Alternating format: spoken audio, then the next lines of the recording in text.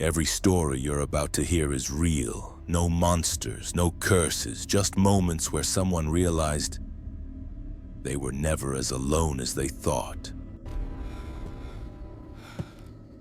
The first sign that something was wrong wasn't the cameras going dark. It was the message that arrived before I even realized I was afraid. My phone buzzed softly on the desk beside me while I was working, the screen lighting up the dim office. I glanced at it without thinking, expecting a spam notification or an email. Instead, it was a text message from the homeowner. "You're safe. Don't worry." I stared at it, confused. I hadn't reached out. I hadn't said anything to anyone. I hadn't even moved from my chair. But somehow, they already knew exactly what I was about to feel. If you're drawn to real stories like this, the kind that linger long after the video ends, take a moment to subscribe to the channel. It's the best way to support future uploads and make sure you don't miss the next true story.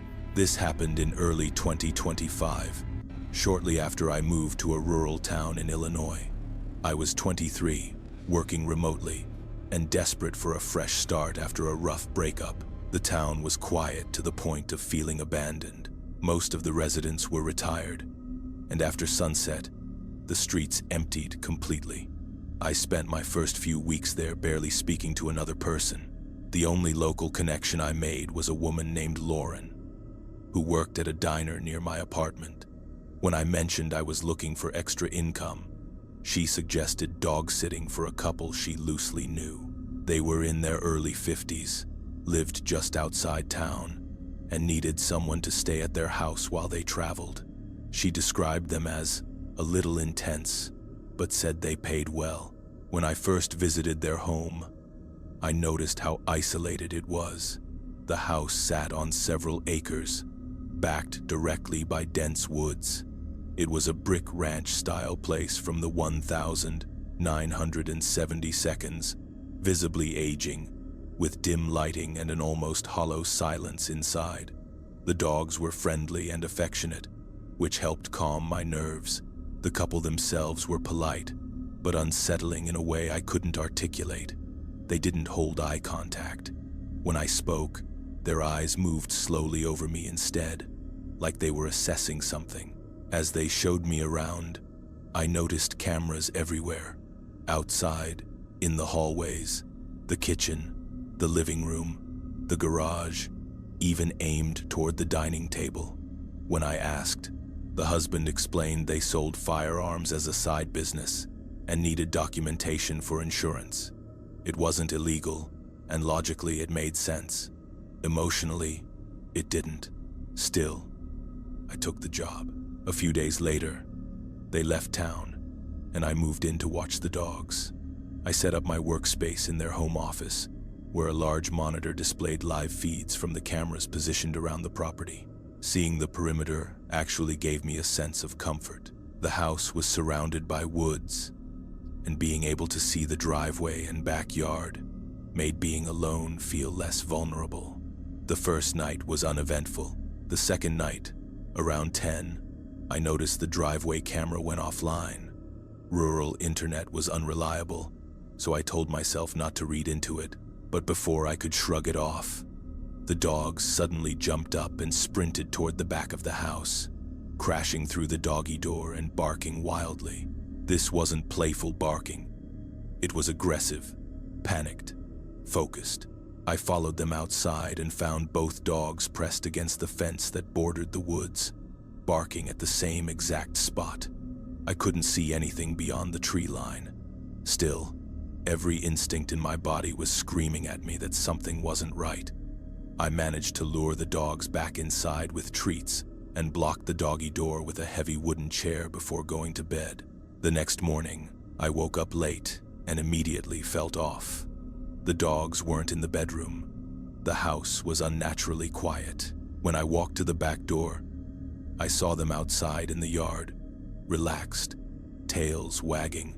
My stomach dropped. The chair I had wedged in front of the doggy door was no longer there. It had been moved several feet away and placed neatly against the wall. I called Lauren, trying to stay calm as I explained what happened. She came over, and together we searched the house. Every door was locked. Nothing was missing. She suggested maybe I hadn't secured the door as well as I thought. I wanted to believe that explanation more than anything. So I accepted it and tried to move on. For the next few days, nothing happened. I stayed alert, but gradually, my anxiety faded until that night. I was working late in the office when I glanced at the camera monitor. One feed was gone, then another. Within seconds, the entire screen went black, and then my phone buzzed. "You're safe. Don't worry." That was the moment fear hit me full force. Not because the cameras were offline, but because whoever sent that message knew exactly when I would notice. I texted the homeowners to let them know all the cameras were down and asked if they wanted me to troubleshoot. Hours passed with no response. It was close to midnight when the dogs suddenly bolted upright again, racing toward the back door. I grabbed a kitchen knife and followed them, heart pounding. The dogs were barking at the fence again, but this time I heard something else, a dull thump from the back room of the house. I got the dogs inside, blocked the doggy door again, and slowly made my way down the hallway. The air in the back room felt heavy, like there was a presence there that didn't want to be noticed. I called out, asking if anyone was there. No answer. I was seconds away from calling the police when my phone buzzed again. "Don't worry about the cameras. You're safe." Then another message followed, asking me to check if the door between the house and the garage was open. I froze. I hadn't mentioned safety. I hadn't mentioned being scared. And yet, they were responding to thoughts I hadn't voiced, knowing they could see me through the remaining cameras. I unlocked the back room door and stepped toward the garage as my phone lit up with another notification. The glow illuminated something that made my blood run cold. An arm pressed flat against the wall inside the garage doorway. I ran. As I sprinted out the front door, I heard the garage door begin to open. My headlights flooded the space as I backed out of the driveway, revealing a grown man crouched behind a box inside the garage, watching me. I didn't stop driving until I reached the police station. They searched the house. They found nothing. No signs of forced entry. No one inside. But as I left later that night, I saw a car without headlights pull into the driveway behind me.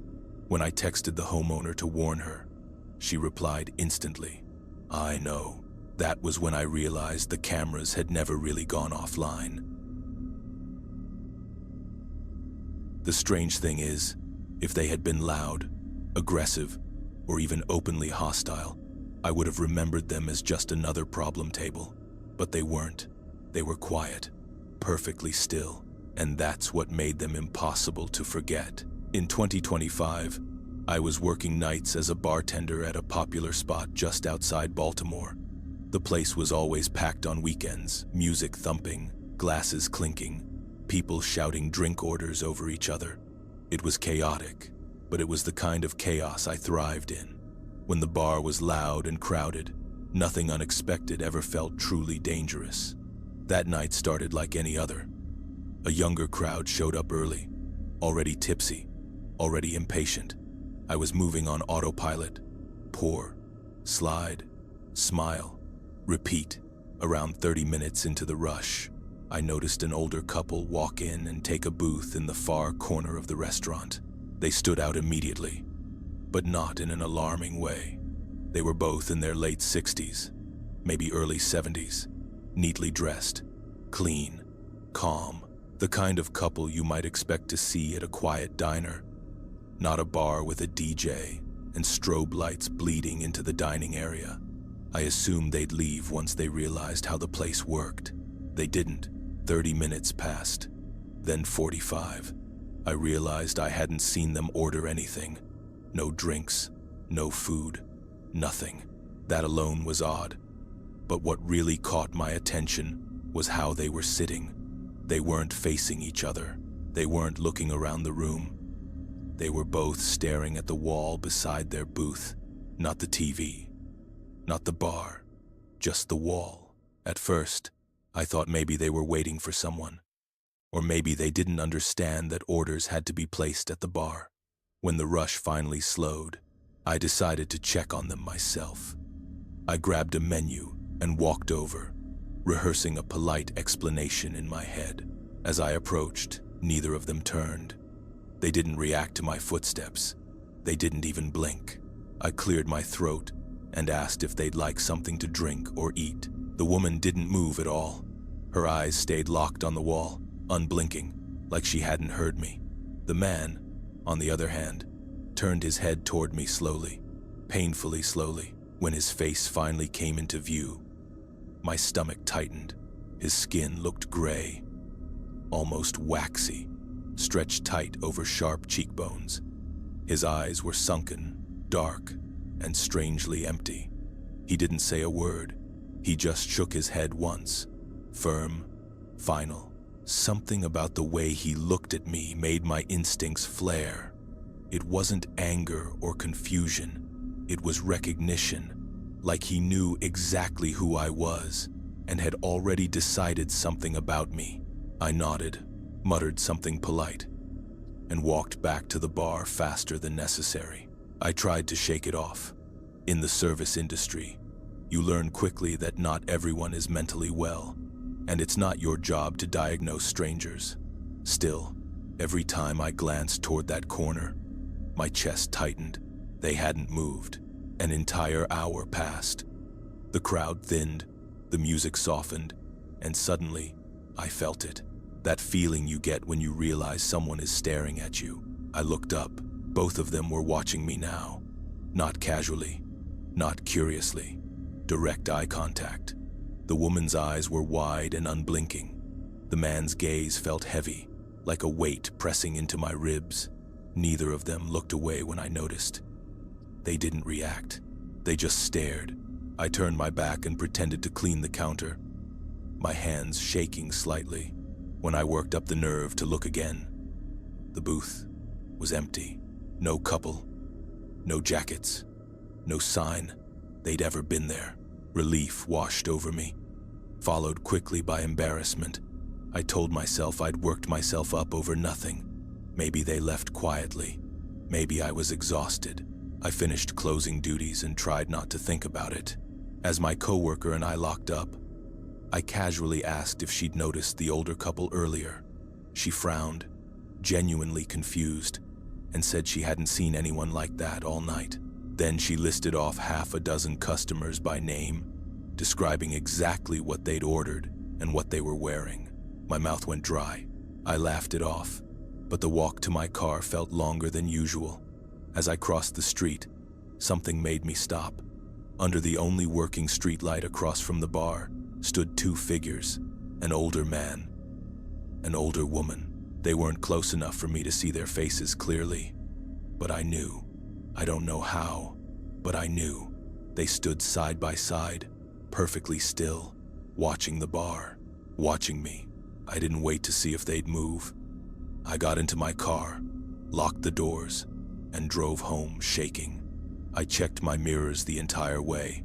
I never saw them again. Not in the bar, not on the street, but sometimes, when I'm working a late shift and the place goes quiet for just a moment, I catch myself glancing at that far corner booth, and I swear, for a split second, it feels like someone is already sitting there, waiting. The light wasn't supposed to be there. That was the first thought that crossed my mind as I stared out across the water. It was late, well past sunset, and the lake was almost completely dark. Most of the houses around it were vacation homes empty during the week. Lights off, docks silent. That was part of why my friend Mark loved this place. It felt like the world had gone quiet just for us. So when I saw a light flashing on the far side of the lake, my brain immediately rejected it. At first, I thought it was a reflection. The moon was low, and sometimes light does weird things on the water. But then it happened again. 3 quick flashes, a pause, 3 long flashes, another pause, 3 quick flashes. Mark sat up straight beside me on the dock. "Do you see that?" he asked. I nodded slowly, my stomach tightening. Even before either of us said it out loud, we both knew what it meant. SOS. I hadn't thought about Morse code since middle school, but that pattern was burned into my memory. Someone, somewhere across that lake, was asking for help. This happened in the summer of 2025. I was 21, and Mark and I had been friends since high school. His family was wealthy, multiple properties, including this lake house tucked away in a quiet, upscale area. That weekend, it was just the two of us. No party, no crowd, just beer, a dock, and a breakup I was trying not to think about. We watched the light flash for another minute before it stopped completely. The silence afterward felt heavier than the darkness. Mark immediately suggested calling the police. He pulled out his phone, but there was no signal. The lake was notorious for that. The house Wi-Fi barely reached the dock, and even then, it was unreliable. To make the call, we'd have to go back inside and wait for the router to reconnect. That could take 10 minutes, I said. If someone's actually in trouble. I didn't finish the sentence. I didn't need to. We were young, we were confident, and we were absolutely convinced that if someone needed help, we were capable of providing it. We told ourselves we'd go check it out, and if anything felt off, we'd leave and call the police immediately. It sounded reasonable at the time, responsible, even. The house the light came from was on the opposite side of the lake, maybe a 15-minute kayak ride. We grabbed 2 flashlights and a couple of pocket knives from Mark's brother's old room, more for comfort than anything else, and dragged the kayak down to the water. At first, it felt almost exciting, like an adventure. We laughed quietly as we paddled out, the water slapping gently against the sides. But the farther we got from the dock, the quieter we became. The lake was unnaturally still. No insects, no frogs, just the sound of our paddles cutting through black water. The house came into view slowly. It was large, similar to the others around the lake, but something about it looked wrong. The dock was partially collapsed, half submerged, like it hadn't been maintained in years. The light was off now. No signs of movement, no sound. We beached the kayak on the rocky shoreline and climbed out, our shoes slipping slightly on wet stones. The yard was overgrown, weeds brushing against our legs as we moved closer to the house. "This place is abandoned," Mark whispered. I wanted to agree with him, but abandoned houses don't send SOS signals. We didn't go to the front door. That felt too obvious. Instead, we circled around the side and found a ground floor window that was unlocked. That should have been our cue to leave. It wasn't. Inside, the house was empty in a way that didn't feel natural. No furniture, no dust-covered belongings, no signs of anyone ever living there. The floors were bare. The walls were stripped clean. It was like a model home that had never been finished. We moved slowly, our flashlights sweeping across doorways and corners. Every room looked the same, empty, cold, wrong.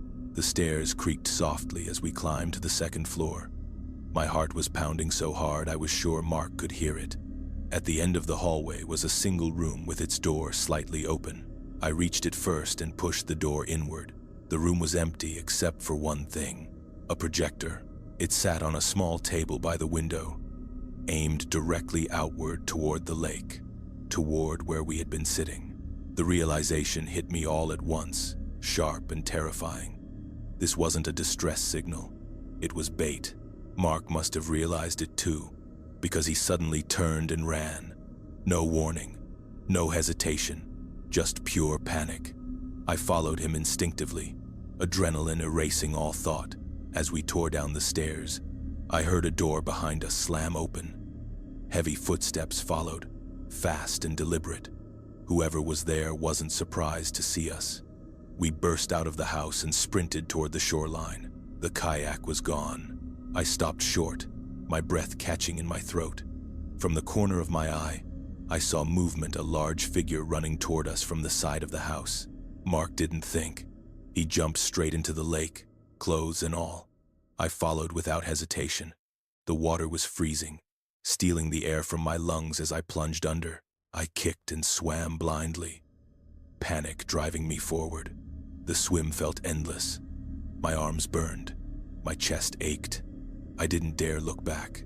When we finally reached the opposite shore, we collapsed onto the dock, gasping, shaking uncontrollably. We ran inside, locked every door, and waited for the Wi-Fi to reconnect so we could call the police.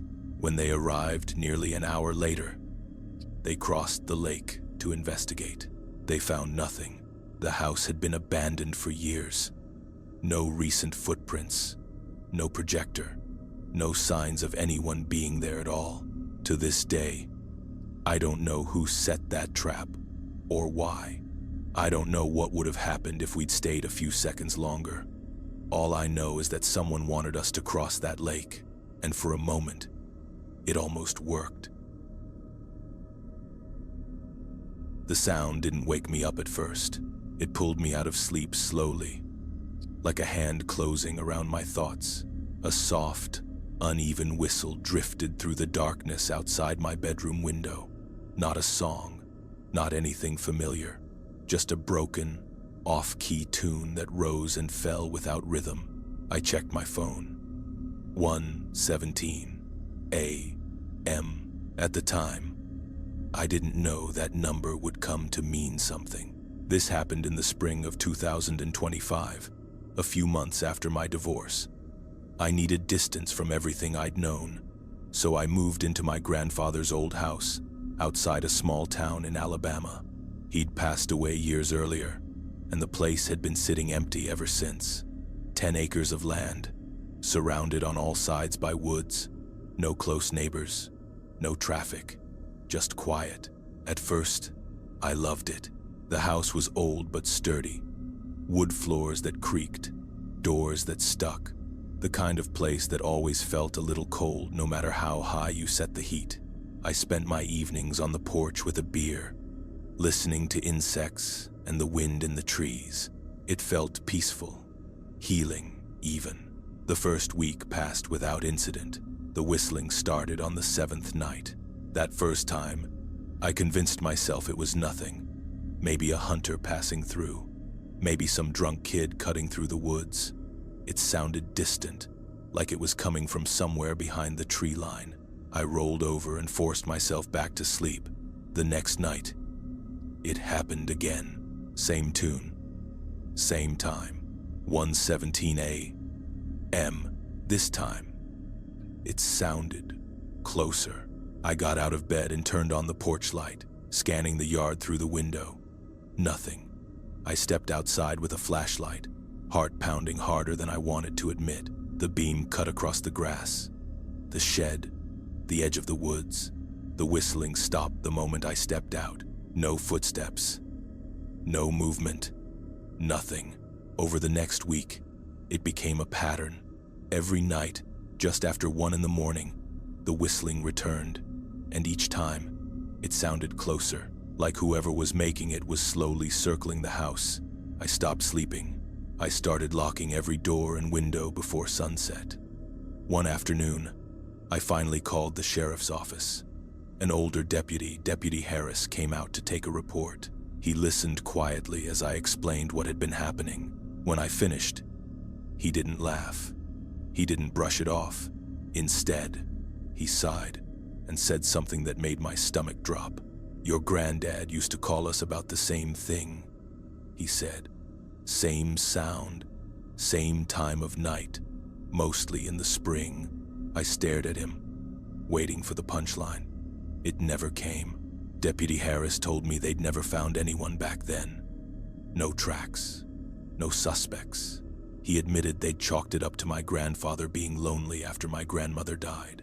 "But now you're hearing it too," he said quietly. "That changes things."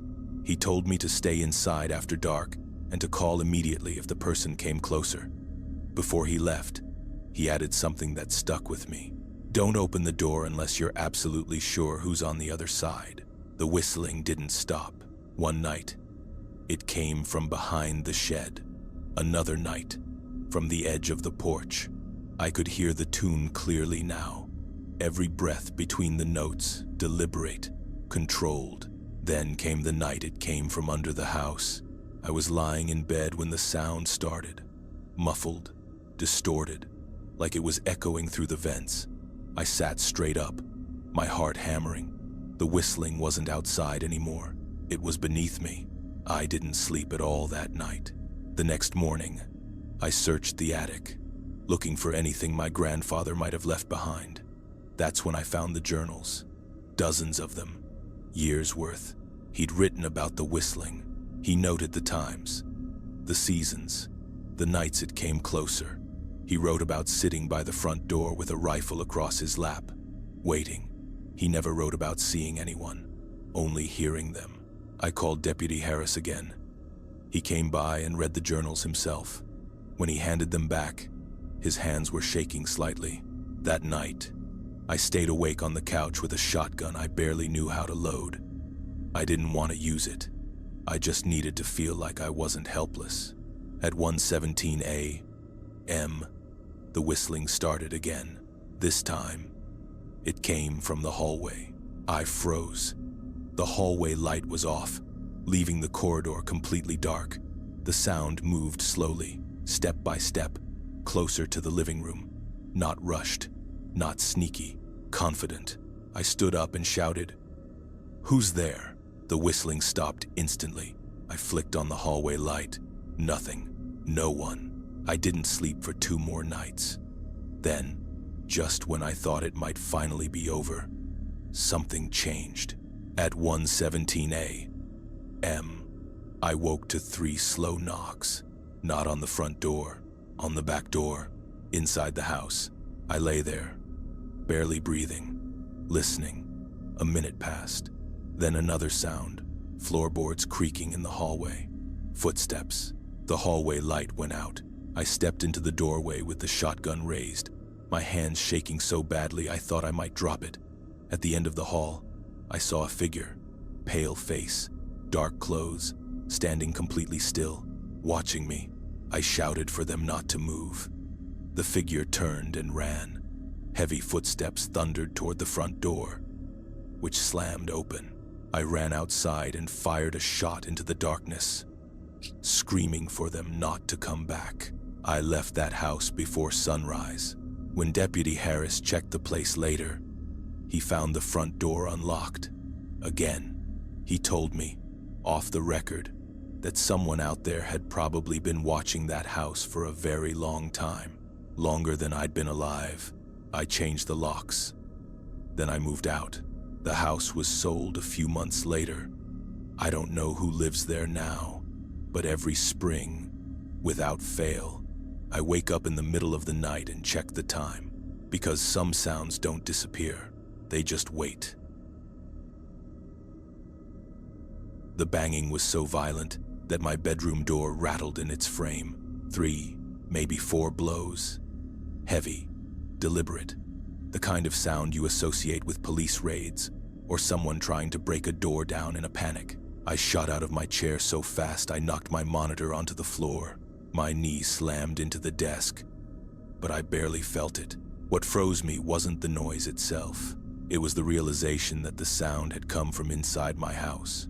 This happened in 2025. I was in my mid-30s, living alone in a small, single-story house in a quiet suburb. 1 bedroom, 1 bathroom, no pets, no roommates. I worked freelance, which meant I set my own hours, and unfortunately, had developed a terrible sleep schedule. I was most productive late at night, so it wasn't unusual for me to be awake at 3 in the morning, working in complete silence. That night, I hadn't even been listening to music. No TV, no background noise, just the soft clicking of my keyboard and the hum of my computer fan. Then came the footsteps, fast, heavy, sprinting down the hallway toward my bedroom. Before my brain could process what was happening, the banging started. I stood there, staring at the door, heart hammering so hard I thought I might pass out. I was certain it was about to burst open. I imagined a stranger charging in, the lights off, nowhere to run. I braced myself for something violent, but nothing happened. No door opening, no retreating footsteps, just silence. The kind of silence that feels wrong, like the house itself is holding its breath. I don't know how long I stood there, completely frozen. My legs felt locked in place. I couldn't even bring myself to reach for the door handle. It felt like sleep paralysis, except I was wide awake. Then I heard it again. Footsteps. This time, they were moving away from my bedroom, heading back down the hallway toward the living room. That was enough to snap me out of it. I grabbed the first thing within reach, an empty beer bottle, and flung the door open. Adrenaline overriding common sense. I ran into the hallway, shouting, my voice cracking as I chased after whoever had just been in my room. I checked every room, the bathroom, the kitchen, the living room, the garage door, every window, every lock. Nothing. Everything was still locked. No broken glass, no open doors, no sign that anyone had been there at all. The fear hit me all at once, draining every ounce of confidence I'd had moments earlier. I locked myself back in the bedroom and called the police, my hands shaking so badly I could barely hold my phone. When they arrived, they searched the house thoroughly. One officer suggested the person might have fled before I chased them. I told him that wasn't possible. The house was too small. There was nowhere to hide. And nothing had been unlocked. He gave me a look that said he didn't believe me. After they left, I sat on the edge of my bed until sunrise, every light in the house on. For the next week, I barely slept. Every creak of the floor made my heart jump. Every sound felt like it could be footsteps returning. I replayed the moment over and over in my head, trying to make sense of it. Had I imagined it? Had I somehow fallen asleep at my desk? The memory felt too vivid, too physical to be a dream. Eventually, the fear faded into something worse, doubt. I started questioning my own mind, my own memory. I told myself there had to be a rational explanation. Maybe I'd left a door unlocked without realizing it. Maybe someone had been watching the house and took advantage of the moment. But that explanation didn't sit right either. Why run down the hallway just to bang on my door? Why leave without taking anything? Why risk being heard at all? Even now, I don't have answers. The house has never felt the same since. I moved out a few months later, telling myself it was just for a change of scenery. But late at night, when everything is quiet, I still think about that moment, about the certainty I felt as those footsteps ran toward me, and about how sometimes the scariest part isn't what you see. It's realizing that someone was close enough to touch your door and chose not to open it. The music was so loud it woke me up through closed windows. At first, I thought it was coming from a car driving by. That happens sometimes. But when the bass didn't fade and the sound actually got louder, I sat up in bed and checked the time, 2:14 a.m. It was a Wednesday. This happened in 2025, about 6 months after I moved into a quiet, upscale neighborhood outside Denver. I was in my late 20s, working from home, trying to rebuild my life after leaving a bad relationship. The neighborhood was safe, clean, and mostly families. People here valued peace and quiet. Noise complaints were taken seriously. That's why the house next door stood out from the beginning. It was massive, easily the biggest on the block, and sat much closer to mine than the others did to each other. When I first moved in, I assumed a large family lived there, but I never saw anyone come or go. No visitors, no deliveries. The lawn was always perfectly trimmed, yet the windows were always dark. I eventually met the guy who lived there. His name was Tyler. He was younger than I expected, maybe mid-20s, with a mullet and an overly friendly smile. He said he worked in finance. When I asked him what kind, his smile faltered just slightly before he changed the subject. He said he lived alone. That alone made no sense. But I didn't push it. For months, Nothing happened.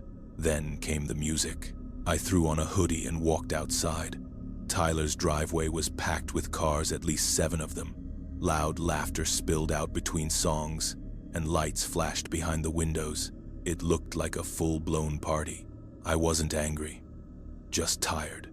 I figured I'd knock, ask him to turn it down, and that would be that. I knocked. No answer. I knocked harder. Still nothing. When I reached for the handle, the front door swung open.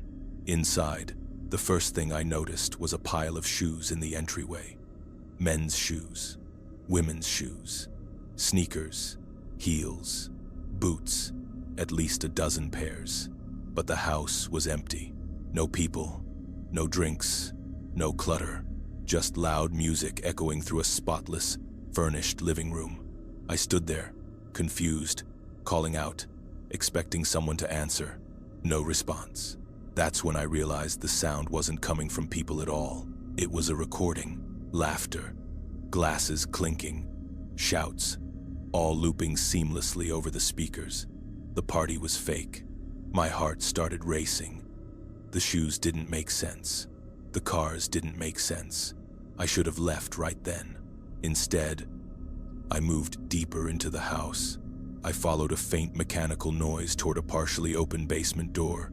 The air down there smelled like bleach and metal. I crept down the stairs and stopped when I saw them. 3 older men stood in a room lit by a single overhead bulb. They wore work boots, thick gloves, and protective goggles. They were staring at something I couldn't see, something just out of view. I backed away slowly, panic surging. The music upstairs suddenly cut out. Every light in the basement flicked off at once. I ran. I didn't go back to my house.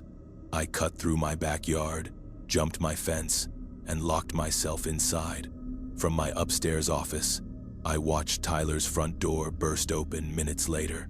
8 men poured out, scanning the street, arguing quietly. Tyler wasn't with them. They eventually went back inside. By morning, every car was gone. Tyler never came back. Packages piled up on his porch. The grass grew wild, and no one else in the neighborhood remembered hearing a party that night. I still live there. I still look at that house every day, and sometimes, late at night, I swear I hear faint laughter coming from inside. The first voice came through the radio so faintly that we both thought it was interference. Just a burst of static, then something that almost sounded like a word. Almost. We were more than 10 days into the job by then. High up on a mountain in the Pacific Northwest, cutting trees in an area so remote, it had taken the company nearly 3 weeks just to clear a road wide enough for our equipment. There was no cell service, no nearby towns, no reason for anyone else to be up there except us.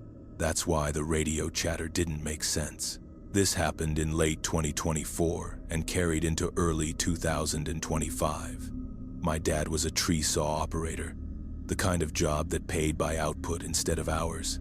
The more trees you cut, the more you made. It pushed guys to work longer than they should, often alone, deep in the woods. Half the time, he worked solo. The other half, he worked with another operator named Cole. They stayed in contact through handheld radios, checking in every so often for safety. The first time my dad heard the voices, he assumed it was bleed over from another channel. Radios do that sometimes. Except when he switched frequencies, the sound followed, not clearly, just fragments, murmurs layered under static. Cole heard it too. They tested it the only way they could, by going silent. When neither of them spoke for several minutes, the radio crackled again. This time, it sounded closer, more deliberate, like someone realized they were listening. Over the next few days, the voices became more distinct. Still not full sentences, but enough to recognize tone. Casual, calm, almost conversational. Whoever it was didn't sound panicked or lost. They sounded comfortable. That was unsettling on its own. But then they started noticing other things. Footprints that didn't belong to them. Old food containers tucked behind logs, makeshift fire pits hidden just off narrow trails, signs of people spending time up there, lots of time. This was a place that barely existed on maps. One afternoon, Cole called my dad over to a spot just off the work path. Half hidden behind brush was a small tent, weathered but recently used. Inside, they found a sleeping bag and a duffel bag. What was inside the bag changed everything. Rope, duct tape, crude drawings, children's underwear, photographs of an apple sitting on a log, still fresh. Someone had been there recently. Cole wanted to pack up immediately and leave. My dad, exhausted and stubborn, argued that they were almost done with their section and didn't want to lose the money. They compromised by limiting radio use and staying alert. That night, they stayed in the camper near the site. Sleep didn't come easily. Around midnight, the radio crackled again. This time, there were two voices. They could make out pieces of conversation now. One voice mentioned gathering water. The other talked about firewood. Normal things. Ordinary things. That made it worse. Whoever was out there wasn't hiding in a panic. They were living there. My dad finally snapped. He grabbed the radio and demanded to know who they were and what they were doing on the mountain. The radio went dead instantly. The silence afterward felt oppressive, like the woods themselves were listening. Cole was furious. He accused my dad of making them targets. They argued quietly, both knowing how exposed they really were. They agreed to leave at first light. They didn't get the chance. Around midnight, Cole shook my dad awake. Someone was outside the camper. They could hear slow footsteps crunching on gravel. My dad reached for his gun and realized, in a moment of pure panic, that it wasn't loaded. He couldn't find the ammunition. The door handle jiggled. Then came the scratching. Long, deliberate scrapes along the outside of the camper door, like someone testing it. Minutes passed. No voices, no rush, just patience. When my dad finally nodded to Cole and reached for the door, it burst open. He was hit across the face with a knife and knocked to the ground. Pain exploded through his head as another man kicked him repeatedly. Cole reacted without thinking. He tackled the attacker, sending both of them tumbling. The second man bolted into the trees. The one Cole had tackled scrambled free and followed. They vanished into the darkness. My dad's injuries were severe. They drove 2 hours to the nearest hospital. He survived, but his vision was permanently damaged. The police investigated but found nothing. No suspects, no arrests. 2 weeks later, after the rest of the crew returned to finish the job, one of the workers was found in a ditch near the site, bound, assaulted, murdered. The case went cold. My dad never went back to that mountain. He still struggles with PTSD. Loud, static, radio interference, even casual chatter can send him spiraling. He avoids the woods whenever he can. The most disturbing part isn't just what happened to him. It's knowing that the voices were already there long before anyone realized they shouldn't have been. Listening, waiting. The house had no power, no service, and no reason to make a sound. That's why when my phone vibrated in my pocket the moment I stepped inside, my first thought was that it had to be a glitch. There was no cell reception out there. I'd checked before I even got out of the truck. 1 bar, then nothing. Still, the screen lit up. Unknown caller. This happened in early 2025. I was working for a property preservation company, the kind that handles foreclosed homes after the owners pass away or default on loans. Most of the time, the work was boring. You catalog what's left behind, secure the property, and move on. But every once in a while, you get a house that feels wrong the second you step inside. This was one of those houses. It sat off a dirt road in upstate New York, surrounded by woods on 3 sides. No nearby neighbors, no traffic. According to the file, the elderly woman who owned it had died over a year earlier. Utilities were shut off, No heirs had come forward. The place had been sitting untouched ever since. I shoved the swollen front door open and stepped inside. The air was stale, thick with dust and mildew. Old furniture sat exactly where it had been left, like time had simply stopped. That was when my phone rang again. Unknown caller. I answered, expecting silence or static. That's exactly what I got. A low, crackling sound, like distant interference. After a few seconds, the line went dead. I told myself not to overthink it and got to work.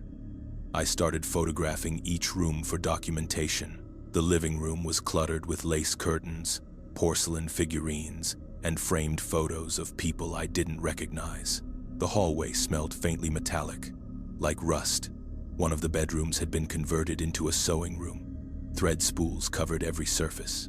On the wall was a corkboard filled with newspaper clippings, obituaries, dozens of them, all local, all carefully pinned. I moved on quickly.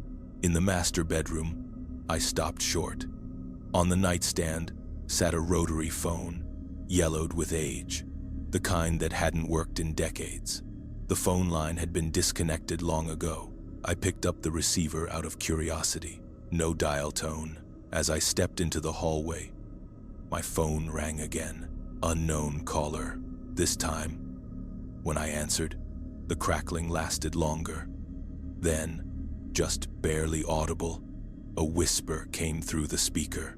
Don't answer the phone in the bedroom. The line went dead. I stood there, frozen, my heart pounding. I checked every window, every door. Nothing had been forced open.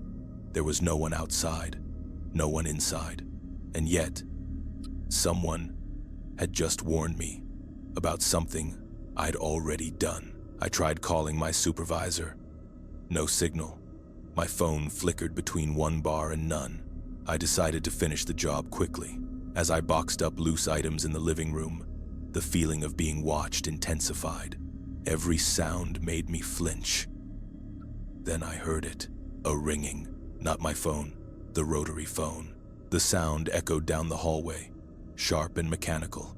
I stood there, unable to move, listening as it rang again and again. That phone should not have been able to ring. There was no power, no line.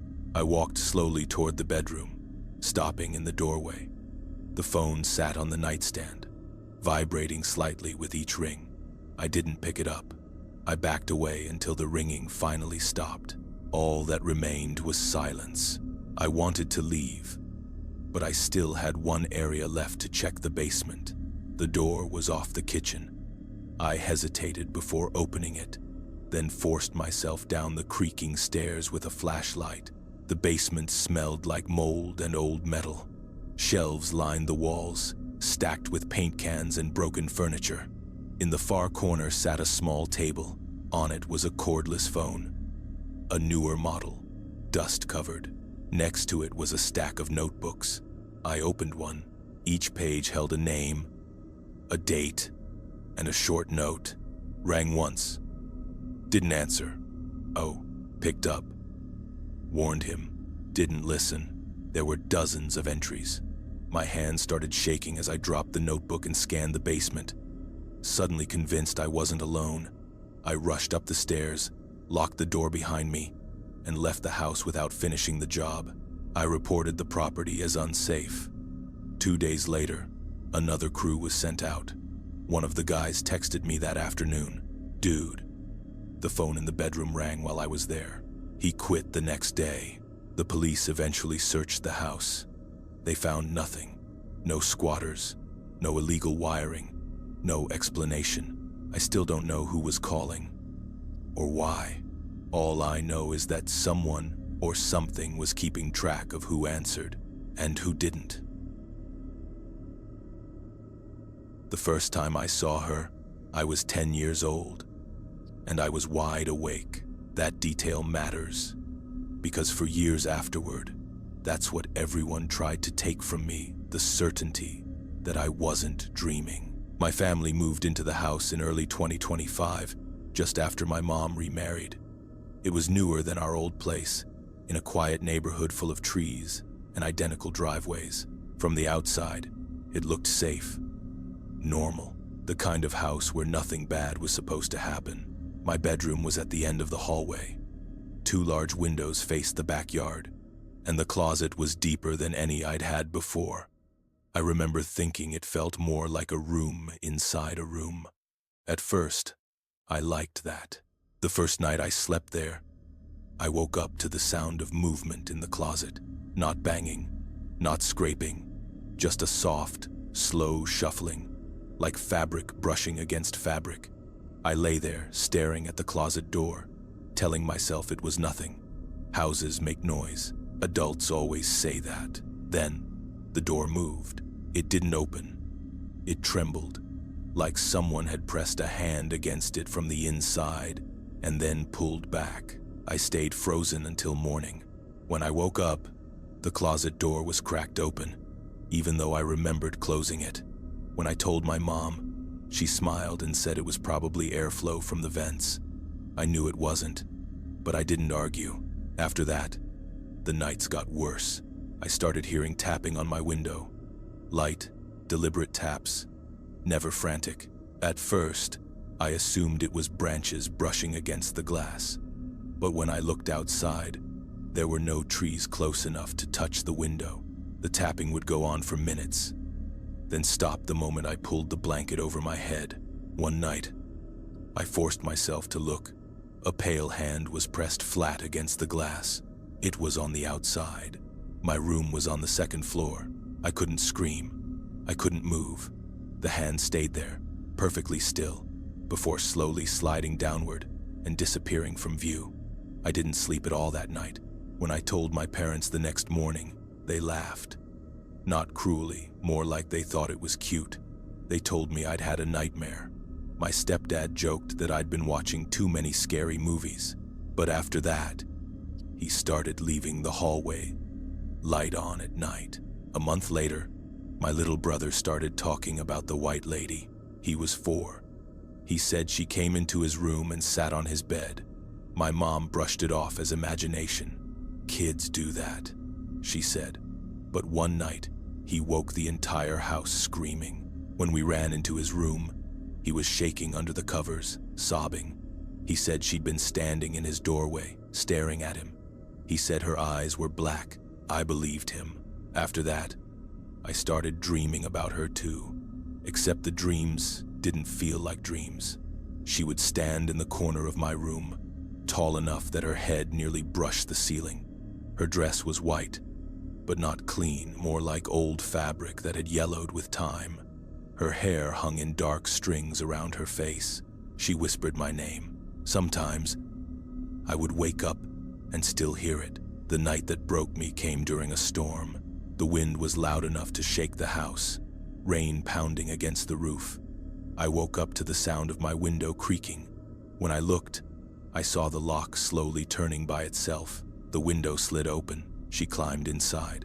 She didn't climb like a person. Her feet never touched the floor.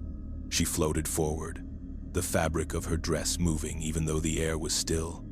She leaned over my bed until her face was inches from mine. Her skin looked like chalk. Her eyes were empty and dark. She whispered my name again. This time, my parents burst into the room and flipped on the light. The window was closed, locked. No one was there. They told me I'd had a night terror, that I'd imagined it.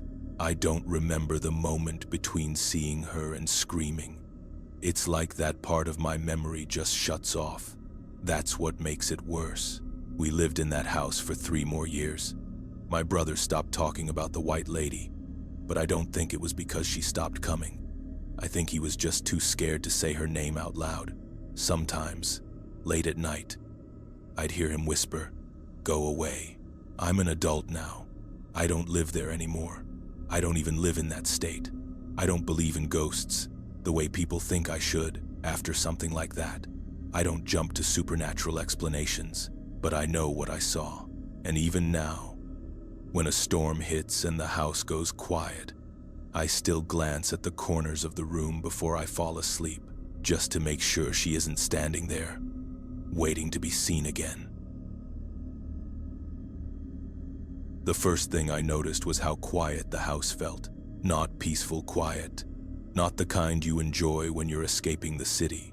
This was the kind of quiet that presses against your ears, like the house itself is listening.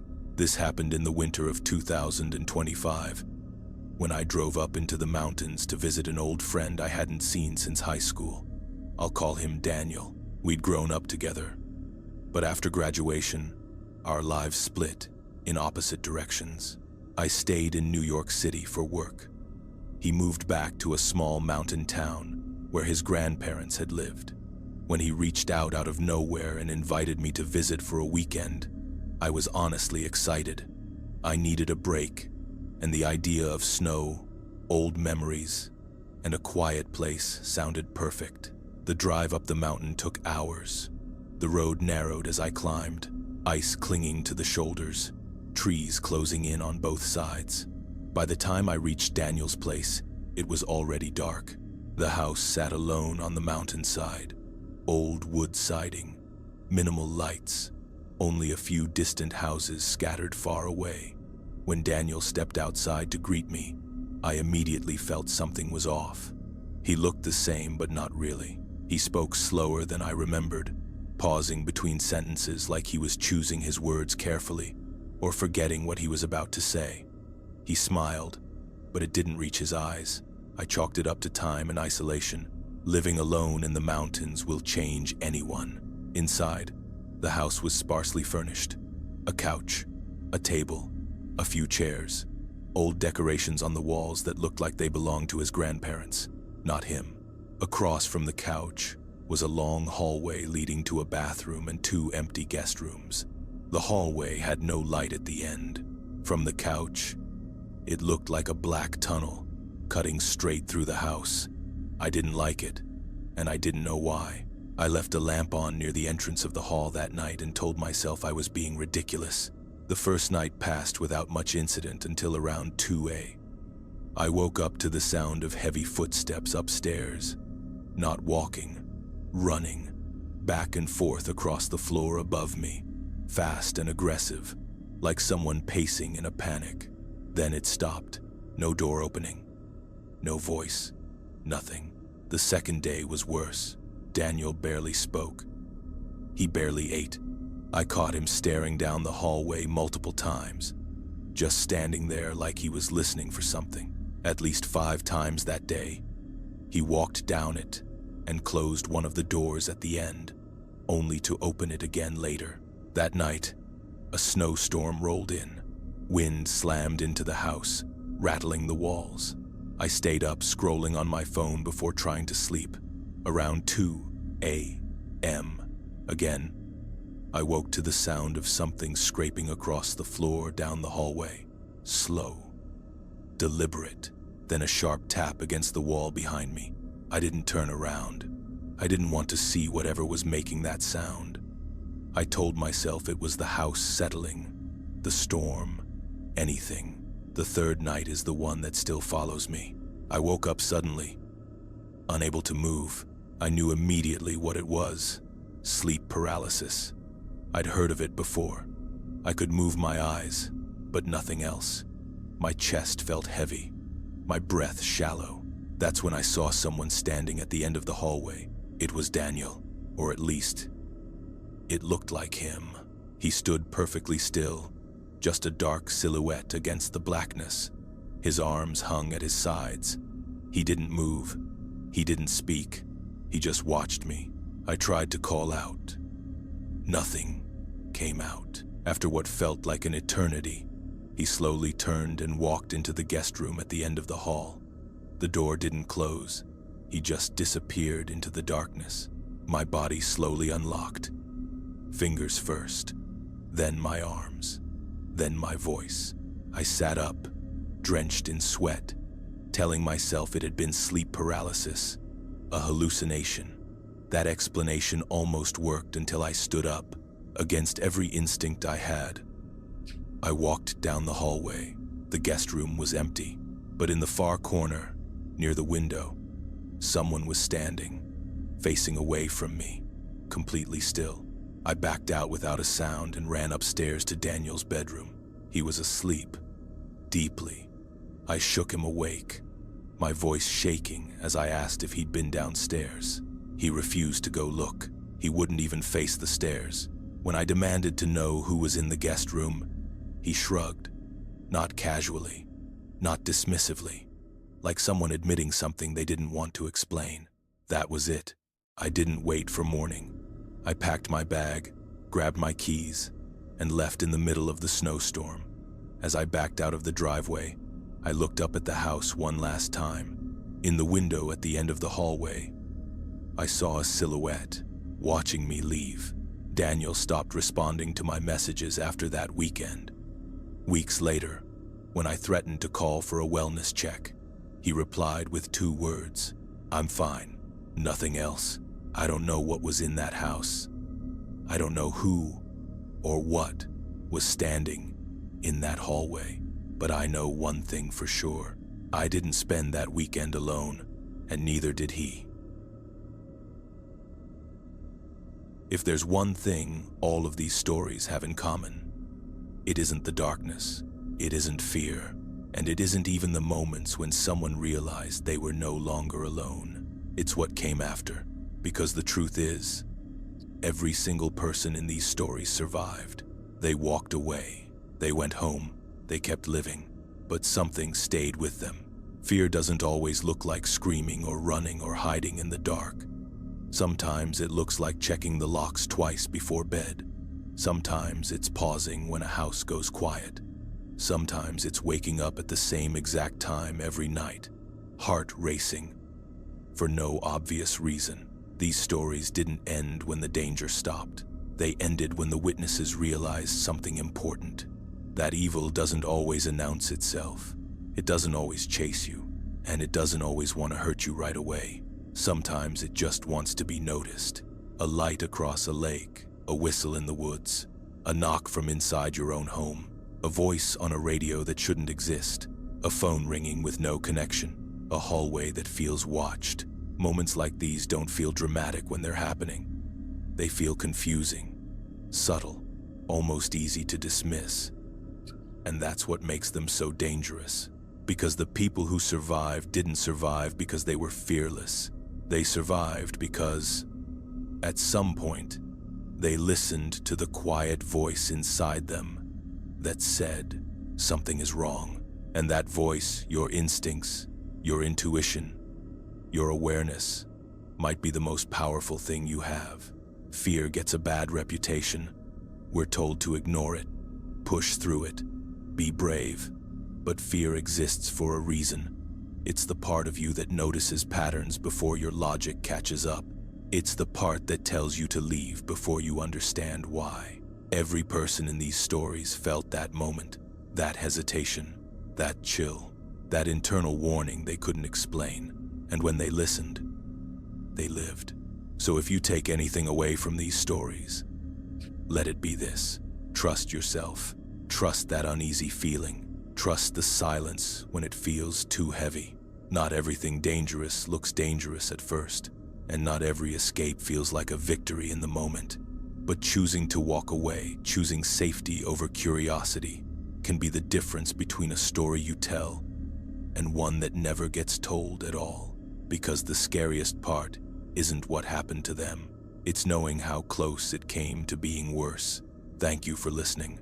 And remember, sometimes the most important decision you'll ever make is knowing when to leave, even if you don't yet know why.